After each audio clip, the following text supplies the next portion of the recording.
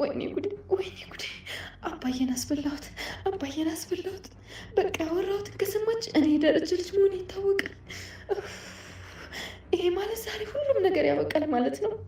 እማዬ በድንጋጤ ትሞታለች። አባዬን በጸጸት ራሱን ያጠፋል። ወይኔ ጉዴ! ይሄ ቤት ይበታተናል። እህቶችም እኔም በቃ ሁሉም ነገር ያበቃል። ፈጣሪ ሆይ የዛሬን ብቻ አውጣኝ። ይሄን ጉድ ብቻ አውጣኝ አምላኬ ሆይ እባክህ ከዚህ ጉድ ብቻ አውጣኝ። ወይኔ አምላኬ! ለአባዬ ልደውልለት እንዴ? ልንገር? አዎ አባዬ ማድረግ ያለበትን ያድርግ። ይሄ ጉድ ወጥቶ ሌላ ነገር ከመፈጠሩ በፊት አባዬ ማድረግ ያለበትን ያድርግ። ደግሞ እማዬ ቤት ነች። በቃ አባዬ ልደውልለት አባዬ።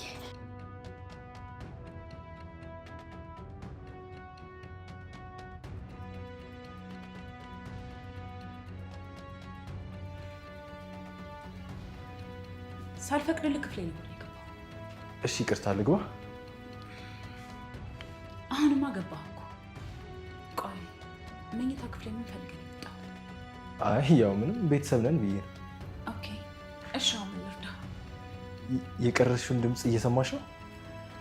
አዎ ልሰማው ነው። መድኃኒት እንደዚህ ማድረጋችሁ ዋዩ። አሁን ለሚፈጠረው ነገር በጣም አዝናለሁ። ከዚህ ውጭ ምንም አማራጭ የለኝም። ቆይ ምን ልታደርገኝ?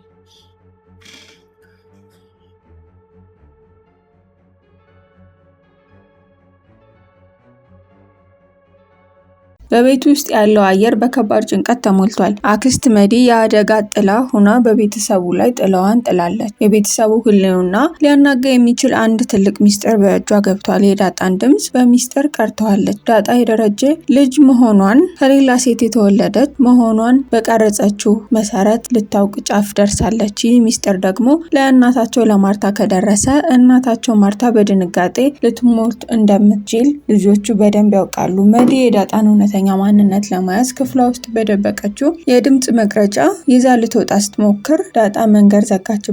በክፍሉ ውስጥ ታላቅ ግብግብ ተፈጠረ። ምንድነው ክፍል ያስቀመጥሽው? ካሜራ ነው? ቆይ ለምንድነው ካሜራ ያስቀመጥሽብኝ? ስትል ዳጣ በንዴትና በፍርሃት ሆና ጠየቀቻት። ምንም አይደለም። ምን አለና ምን አስቀምጥብሻለሁ? አሁን ከፊቴ ዞር በይ፣ ልወጣ ነው ስትል ዳጣ አይ አትወጪ፣ ያሹን ነገር ሳትሰጭኝ አትወጪም ስትል ከለከለቻት። መዲ በጉልበት ገፍትራት ድምፅ መቅረጫውን ይዛ ወጣች። ዳጣ በረዥሙ ከተነፈሰች በኋላ ወደ ሳሎን ስትወጣ ኤቢን አገኘቻት። ኤቢ ምን ሆነሽ ነው የተደናገጥሽው? ስትላት ዳጣ አባዬና እማዬ የሉም ስትል ኤቢ መውጣታቸውን ነገረቻት። ዳጣም እየተንቀጠቀጠች መዲ 24 ሰዓት ሙሉ ድምጿን ስትቀዳ እንደነበር የቀዳችውንም ድምፅ እንደወሰደች ነገረቻት። ኤቢ ይህንን ስትሰማ በድንጋጤ ክዋለች። እንዴ አሁን ይሄ ነገር ለእማዬ ከነገረቻት በቃ እማዬ ትሞታለች። አባዬ ሰው አይሆንም፣ ሳታዳምጠው መቀማት አለብን። ያንቺ የደረጀ ልጅ መሆንሽን ማወቅ የለባትም አለቻት። በዚህ መሃል መዲ ስልኳን ፈልጋ ስትዞር ዳጣ በበቀል ስልኳን ደብቃባት ነበረ። መዲ በቁጣ መታ ስልኬን ከደበቃችሁበት አምጡ ካለበለዛ ፖሊስ እጠራለሁ ስትል ለማስፈራራት ሞከረች። ኤቢ ግን በድፍረት አምጪ፣ የፈለግሽውን ፖሊስ አምጪ፣ አንቺ የሰው ፕራይቬት መንካት ካለ ፍቃድ ድምፅ መቅረጽ ወንጀል መሆኑን አታውቂም ስትል ፊት ለፊት ተጋፈጠቻት። ኤቢና ዳጣ ለናታን ነገሩት። ናታንም አደጋውን ለመቀልበስ ጥረት አደረገ። ዳጣ በከባድ ፍርሃት ሆና ለኤቢ ታስረዳለች። ክፍሌ ውስጥ ድምፅ የሚቀርጽ ነገር ነበር። ለዛ ነው 10 ክፍሌ ስትመላለስ የነበረው። ስልኳን በጉልበት ቀምታ እንደወሰደችባት ቢሆንም መድኃኒት ግን ሌላ የማዳመጫ መንገድ እንደማታጣ ነገረቻቸው። ናታን ነገሩን በጥብቅ ሊቆጣጠር ይሞክራል። ይህ በጣም ከባድ ነው። ድምፁን ሳታዳምጠው እንደምንም ብለን መድረስ አለብን። ካዳመጠችው ግን ለማርታ ለመናገር 5 ደቂቃ አይፈጅባትም። እማዬ መሞቷ አይቀርም በማለት ከዳጣና ከኤቢ ጋራ ሆነው ይወያያሉ። ፕላን ኤ ካልተሳካ በፕላን ቢ እንሞክራለን ብለው የመጨረሻ ውሳኔያቸውን አስቀመጡ። መዲ የቀረጸችውን ድምፅ በእጇ የገባ ቢሆንም ስልኳ ግን ከእሷ ስላልነበረ የምታዳምጥበት አታ ስልኳን ለማስመለስ እየተብሰለሰለች እያለ ኤቢ ደግሞ አውቃ ባላወቀ ሙድ ቀርባ አቅዷንና ሁለተኛ ማድረግ ያሰበችውን ለማወቅ ትሞክራለች። ሀሳቧን ልታዳምጣት ሞከረች። በውስጧ እውነተኛ ስግብግብነትና ምቀኝነት ዘረገፈችው። ትሰሚኛለሽ አቢጌል፣ እኔ አንቺን ለማገዝ እጥራለሁ፣ አንቺ አንቺ ደግሞ ለእኔ እንቅፋት እየሆንሽብኝ ነው አለቻት። ኤቢ ምን እንደሆነ አላውቅም፣ ለምንድን ነው እስኪ አስረጅኝ ብላ ባላወቀ ሙድ ቀረበቻት። ነገ ማታ ብትሞት አባታችሁ ቢሞት ይች ልጅ ሀብትና ንብረታችሁን ጠቅልላ እንደምትወስድ አታውቂም? እኔ ከአንቺ 5 ሳንቲም አልፈልግም። የምትጠቀሚው አንቺ ነሽ። አንቺ ነገ ብቻሽን እንዳትቀሪ ስል ነው ይህንን የማደርገው አለቻት። ኤቢ ግን የአክስቷን ወጥመድ አልተቀበለችም። መዲ በቁርጠኝነት 24 ሰዓት ሙሉ ሪከርድ አድርጊያታለሁ፣ ሰነዱን አዳምጠዋለሁ። ነገውኑ ደግሞ ያች ሰራተኛ ከማን እንደወለደች ሂጄ ጠይቃታለሁ። ከማርዳ ጋራ ቁጭ ብለን እናዳምጠዋለን በድጋሚ ብላ ፎከረች። በሌላ በኩል በለዛና በገዜ መካከል ያለው ግንኙነት ፈጽሞ ተበላሽቷል። ለዛ በከባድ ጭንቀት ሆና ምግብ ሰርታ ለገዜ ብታቀርብለትም ገዜ በኩራትና በተለዋጭ ባህሪ ያናድዳት ይሞክራል። ሰው ከተቀየረብሽ መጀመሪያ አንቺ ነሽ የተቀየርሽበት ማለት ነው አላት። ለዛ ግን በንዴት እንዳልተቀየረችበትና ይልቁንም እሱ እያናደዳት እንደሆነ ነገረችው። የገዜና የለዛ ፍቅር በአንድ በኩል ሲናጋ ማርታና ደረጀ ደግሞ ከቤት ወጥተው በአንድ ሬስቶራንት ምሳ እየበሉ ነበረ። ማርታ ለደሬ አንድ እግራችንን ጅብ እያስበላን አንድ እግራችን ደህና ከሆነ ብለን እናስብ ብላ ይሻላል የቤቷን ሰላም ማናጋት እንደማትፈልግ ስለ ትዳሯ ዋጋ መክፈል እንደምትፈልግ ነገረችው። ዳጣ በከባድ ጭንቀት ሆና ለእናቷ ሰላም ደወለች። ሰላም አሁን ከባድ ችግር ውስጥ ነኝ። መድኃኒት ክፍሌ ውስጥ ድምፅ መቅረጫ ደብቃ ለእኔ የደረጀ ልጅ መሆኔን ሳታውቅ ቀርም አለቻት።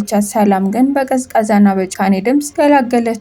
ታዲያ አንቺ ልጅ መሆኑሽ ከታወቀ በቃ ግልግል እኮ ነው አለች። ዳጣ ደነገጠች። እንዴ ሰላሜ፣ እማዬ ማርታስ? ይህ ቤት እኮ ፍርስርሱ ወጣ ማለት ነው ከሰማች። አባዬ ደግሞ እሷ ስትሰማ በድንጋጤ ትሞታለች። አባዬ በጸጸት ራሱን ያጠፋል። በቃ ይሄ ቤት አለቀለት አለች። ዳጣ ስልኩን እንደዘጋችው ወደ አባቷ ደሬ ለመደወል ወሰነች። ናታን ሚስጥሩ ሊወጣ መሆኑን ሲረዳ ወደ መዲ ክፍል ከተኛችበት በድንገት ይገባል። መዲ አልጋው ላይ ቁጭ ብላ የድምፅ መግረጫውን ልታዳምጥ ስትል ናታን ስታየው ደነገጠች። ናታን ሳልፈቅድልክ እንዴት ክፍሌ ገባ አለችው። መዲ ድምጿ የተንቀጠቀጠ ናታን ያው ቤተሰብ ነን ብዬ ነዋ ብሎ አፌዘባት። የቀረሽውን ድምፅ እየሰማሽ ነው ወይስ ልሰሚ ነው አላት። ናታን አይኖች ውስጥ የመጨረሻ ውሳኔ እየታየ መድኃኒት እንደዚህ ማድረግ አልነበረብሽም። አሁን ለሚፈጠረው ነገር በጣም አዝናለሁ። ከዚህ ውጭ ምንም አማራጭ የለኝም እያለ ናታን ወደ እሷ ተጠጋ። መዲ የናታንን አስፈሪ ገጽታ አይታ ቆይ ምን ልታደርግ ነው ስትል ጠየቀችው። አይኖቿ በፍርሃት ነው፣ ትንፋሾቿ እየተቆራረጡ። ማዕበሉ በይፋ ፈነዳ። መዲ ሚስጥሮቹን ለማውጣት መቆፈሯን እና በሚስጥሩ መጋለጥ ስጋት ውስጥ በወደቁ የቤተሰብ አባላት መካከል ያለው ፍጥጫ አሁን ፍጻሜ መቋጫ ወደ አስፈሪ ደረጃ ደርሷል። ተመልካቾቻችን ለዛሬው የታሪካችን ጉዞ እዚህ ላይ ያበቃል። በሚቀጥለው ክፍል እስከምንገናኝ ድረስ ታሪኩን ከወደዳችሁት ላይክ በማድረግ እና ለወዳጆቻችሁ በማጋራት እንዲሁም ሀሳብና አስተያየታችሁን በኮሜንት አጋሩ። ለቻናላችን አዲስ ከሆናችሁ ሰብስክራይብ በማድረግ ቤተሰብ ይሁኑ። በቀጣይ እስከምንገናኝ ድረስ ደህና ሰንብቱ።